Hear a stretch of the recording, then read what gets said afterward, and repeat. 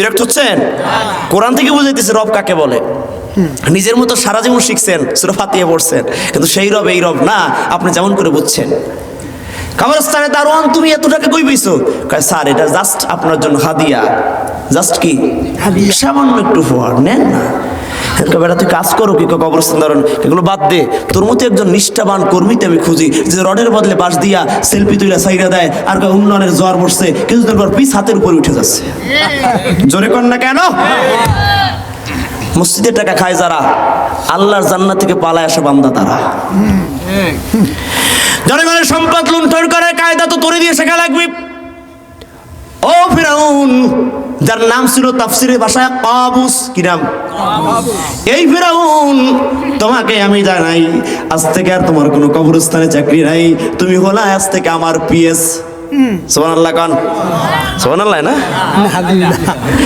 কবরস্থানের দারোয়ান যখন চাকরি পেয়েছি, এখন তার প্রমোশন না ডিমোশন? জোরে জোরে জোরে জোরে জোরে।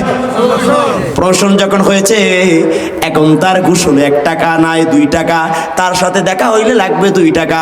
আর তার পিস এখন বেচারা হামান, তার হচ্ছে প্রাইজ আর ঘুষ হচ্ছে 1 টাকা। কয় টাকা? হামানের সাথে দেখা করবে যারা 1 টাকা দিবে তারা, ফিরাউনের সাথে দেখা করতে যাবে যারা 2 টাকা দিবে তারা।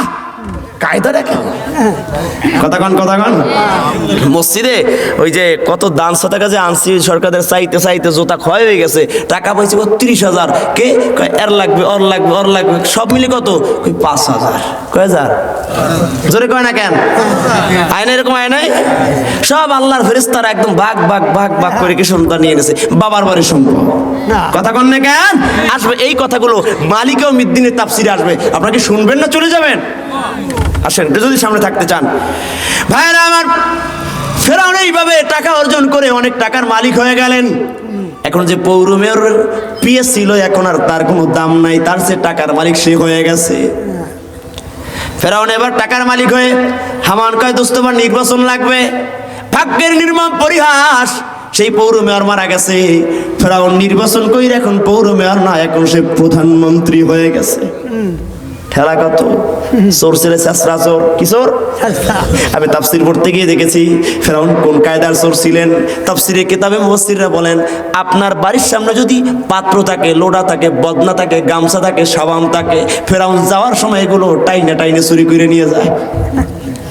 বুঝেন নাই মনে হয়? ফার্স্ট ক্লাসের চোর না লাস্ট ক্লাসের? কিন্তু মজার ব্যাপার কি জানেন, এই ফেরাউন রে এই চুরির যে মাল জিনিস এগুলো দেখাই দিত হামান। কে দেখাইতো?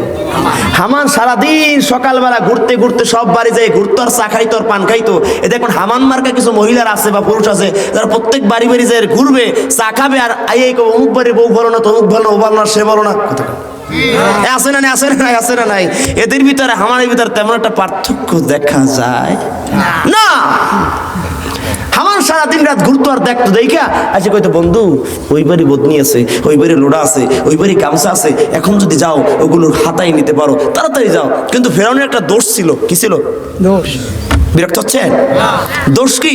বেটা যখন চুরি করতে যাইতো তখন তার কাশির রোগ ছিল, কাশি দিত।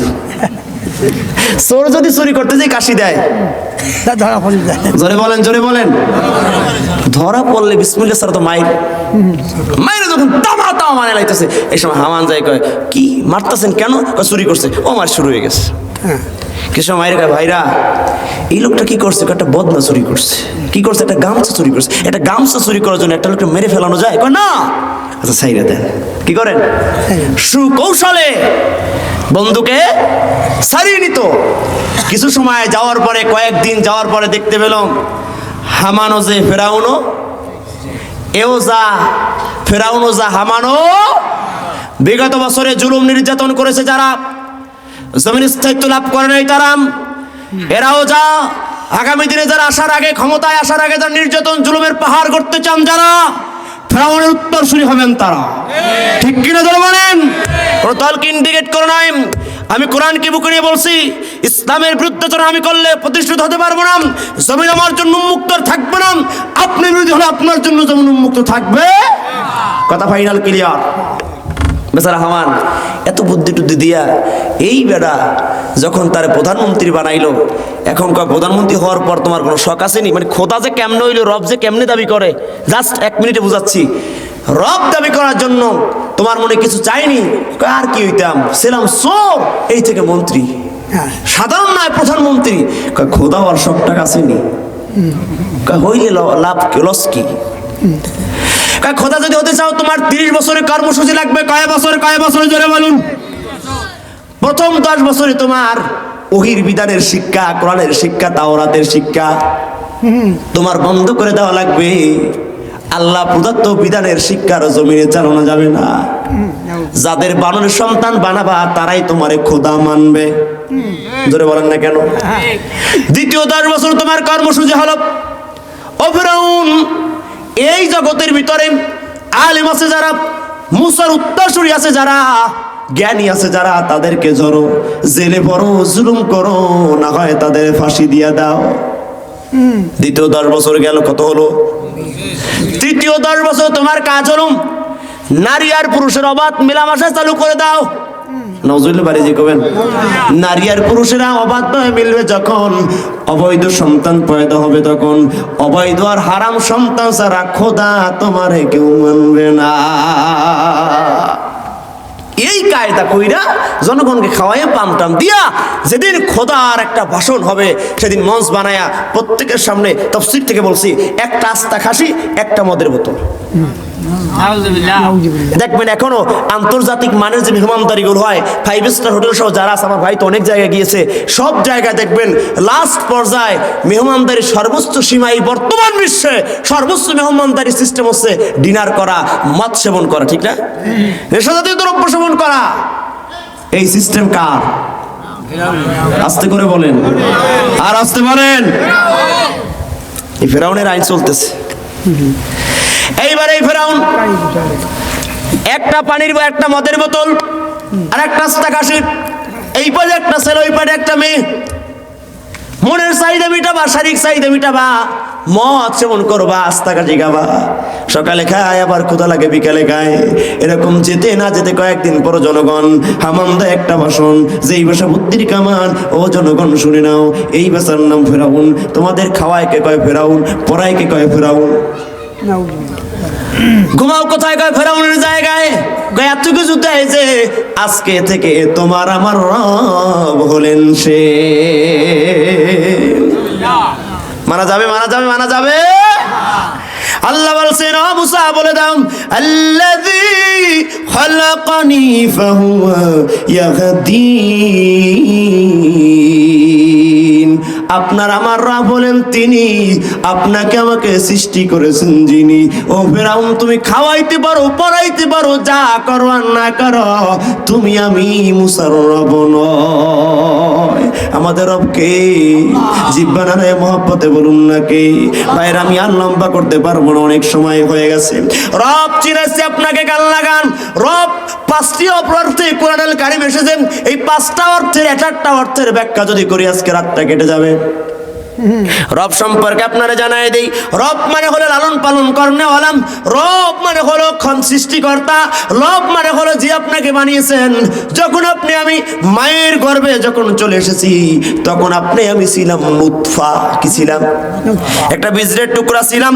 এই নুতফাকে আমার আল্লাহ সুন্দর করে সুম্মা খলাকনান নুতফাতা আলাকাতান ফাখলাকনাল আলাকাতা মুদগাতান ফাখলাকনাল মুদগাতা ইযামা। আল্লাহ সেই নুতফাকে বীজখণ্ডকে আলাক বানাইলেন, রক্তবিন্দু বানালেন, জমাট বাঁধা রক্ত বানালেন।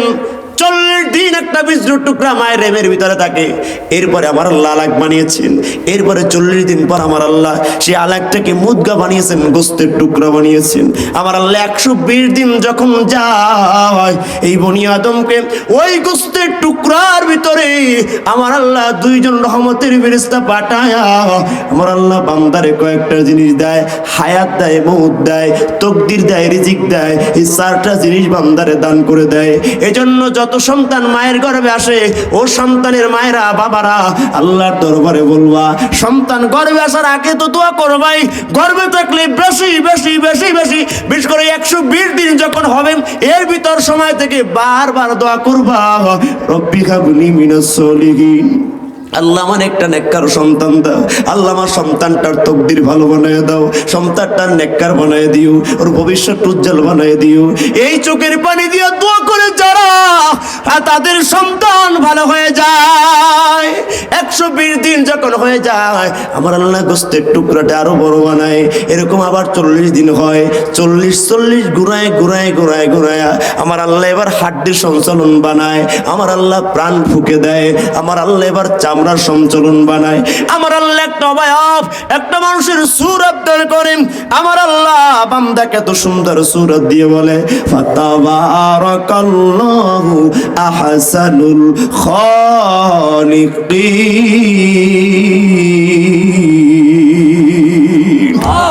ও বান্দারা রে, কোন রবের কথা জানো? বারবার নামাজে দাঁড়ায় দাঁড়ায় বলো রব্বুল আলামিন। ওই রবের প্রতি কি মায়া লাগে না? যেই রব না তোমারে আদর করে বানাইছে, যেই রব তোমারে দয়া করে বানাইছে, ওই মায়ের গর্ভে যখন ছিলা তোমারে কেউ খাবার দেয় নাই, তোমার নেতা ওই জায়গায় খাবার পৌঁছায় নাই, তোমার ভাই খাবার দেয় নাই, তোমার মাও খাবার পৌঁছাতে সক্ষম হয় নাই, তোমার কোন ডাক্তার সেখানে খাবার দেয় নাই, আম্মা জানের অসুস্থকে আমার আল্লাহ বন্ধ করে দিয়া খাবারের ব্যবস্থা করে দিয়েছে।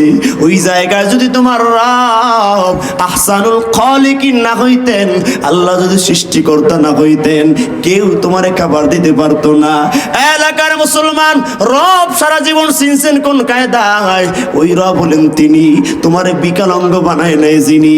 তোমার ডানে তাকায় দেখো কারো চোখ নাই, অন্ধ, বামে তাকায় দেখো কারো হাত নাই, কারো পা নাই, কারো কত কিছু অঙ্গ প্রত্যঙ্গ নাই, বিকলাঙ্গ, কিন্তু আহসানুল খালিকিন শ্রেষ্ঠ শ্রেষ্ঠ সৃষ্টিকর্তা, উত্তম সৃষ্টিকর্তা বানানে ওয়ালা আল্লাহ, ওই রব তোমার পরিপূর্ণ একটা অবয়ব দিয়া মানুষ বানিয়েছেন। এই শুকর যদি কিয়ামত পর্যন্ত সেজদা দিয়া দিয়া আদায় কর, এরপরেও শেষ করা সম্ভব হবে না।